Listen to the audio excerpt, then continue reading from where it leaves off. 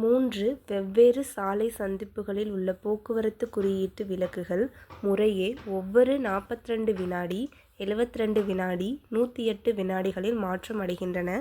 3 சந்திப்புகளில் உள்ள விளக்குகளும் ஒரே சமயத்தில் 8:20 மணிக்கு மாற்றமடைகின்றன எனில் அடுத்த முறை அவை இணைந்து மாற்றமடைவது எப்போது? இப்போ என்ன சொல்லிட்டாங்க இந்த கொஷினில் வந்துட்டு, நம்ம டிராஃபிக் லைட் இருக்குல்ல, 3 லைட் இருக்குது.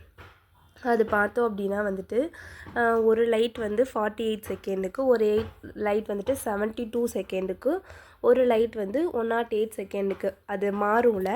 மாறுறது வந்து இந்த செகண்ட் டிஃபரன்ஸ் இருக்குது அப்படின்னு சொல்லிட்டு, இது 3 ஒரே நேரத்தில் வந்துட்டு மாறும்ல.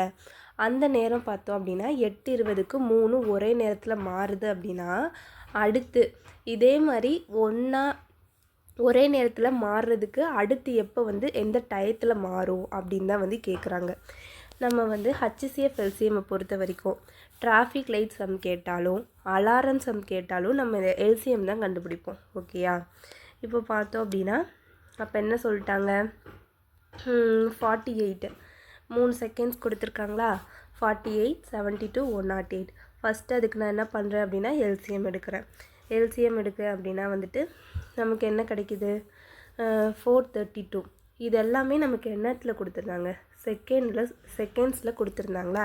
அப்போ நமக்கு ஆன்சர் கிடைச்சது என்ன, செகண்டில் கிடச்சிருக்கு. இந்த செகண்டில் கிடைச்சது வந்து நான் இப்போ வந்துட்டு மினிட்ஸ்க்கு முதல்ல மாற்றுறேன். மினிட்ஸுக்கு மாற்றினா என்ன பண்ணுவோம், 60ஆல் டிவைட் பண்ணுறேன். சரியா? இப்போ டிவைட் பண்ணேன் அப்படின்னா வந்துட்டு 12 டேபிளில் டிவைட் பண்ணுறேன்.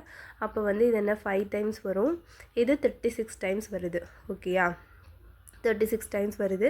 அப்போ 36/5. இதை திரும்பி வந்துட்டு சால்வ் பண்ணுறதுக்கு என்ன பண்ணுறேன், 5 டேபிளில் பண்ணுறேன். அப்போ 7 5s 35, பேலன்ஸ் 1 இருக்கா, அப்போ 7 1/5.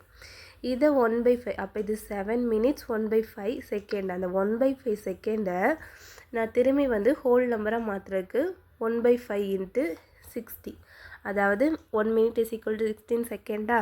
ஸோ அதனால் இந்த 1/5 அதை செகண்ட்ஸ்க்கு மாற்றுறதுக்கு 60ஆல் நான் மல்டிப்ளை பண்ணுறேன்.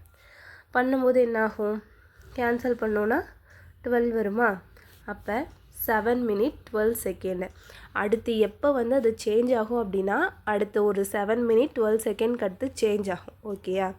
இப்போ வந்து அவங்க என்ன கேட்டாங்க, 8:20 வந்து சேஞ்ச் ஆச்சு, அடுத்து எப்போ அப்படின்னு கேட்டாங்களா. அப்போ 8:20 கூட நம்ம கிடைச்சதை வந்து ப்ளஸ் பண்ணிக்கிறோம். அப்போ என்ன ஆகும், 8 hours 27 minute 12 செகண்ட். இதுக்கப்புறம் பார்த்தோம் அப்படின்னா 3 லைட்டும் வந்துட்டு இந்த டயத்தில் வந்து 3 லைட்டும் ஒரே நேரத்தில் சேஞ்ச் ஆகும்.